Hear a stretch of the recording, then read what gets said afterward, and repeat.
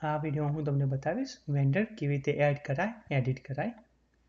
તેના માટે તમારે બોટિકા કરીને પીઓએસ સોફ્ટવેર ઓપન કરવું પડશે એ ઓપન કર્યા પછી તમારે સેટિંગમાં જવાનું રહેશે સેટિંગમાં ગયા પછી તમારે વેન્ડર ઉપર ક્લિક કરવું પડશે વેન્ડર ક્લિક કર્યા પછી તમે અહીંયાથી તમે નવો વેન્ડર બી એડ કરી શકો છો વેન્ડર નંબરની અંદર તમે તમારો કસ્ટમર નંબર બી તમે અહીંયા એડ કરી શકો છો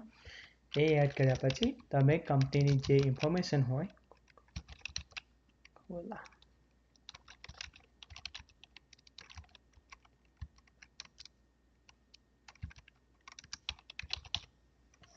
કોકા-કોલા બોટલિંગ કરીને કંપની છે તેનું મેં આ ઇન્ફોર્મેશન આપું છું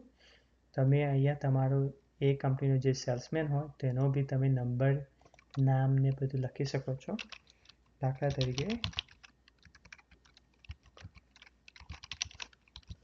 તેનો ફોન નંબર છે 7312223333 તેનો ટાઇટલ બી આપી શકો છો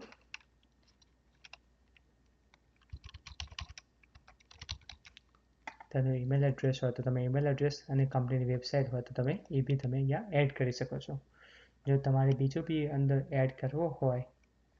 કોન્ટેક્ટ લિસ્ટની અંદર જો ઇનો બી લાઈક સેલ્સ રેપની અંદર મેનેજર બી તમે એડ કરો તો બી તમે અહીંયા એડ કરી શકો છો બધું પત્યા પછી તમારે અહીંયા તમારે સેવ કરવાનું રહેશે સેવ કરશો તેવું તમને મેસેજ આવશે વેન્ડર એડ સક્સેસફુલી આવી રીતે તમે તમારો વેન્ડર બી તમે અહીંયા એડ કરી શકો છો જો તમારે વેન્ડરને અપડેટ કરવું હોય તો તમારે વેન્ડરમાં જઈને તમારે અહીંયાથી એડિટમાં જઈને તમે એની અહીંયાથી બી તમે બીજી ઇન્ફોર્મેશન તમે અપડેટ કરી શકો છો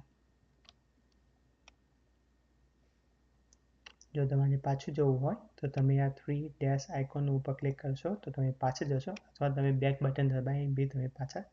જઈ શકો છો થેન્ક યુ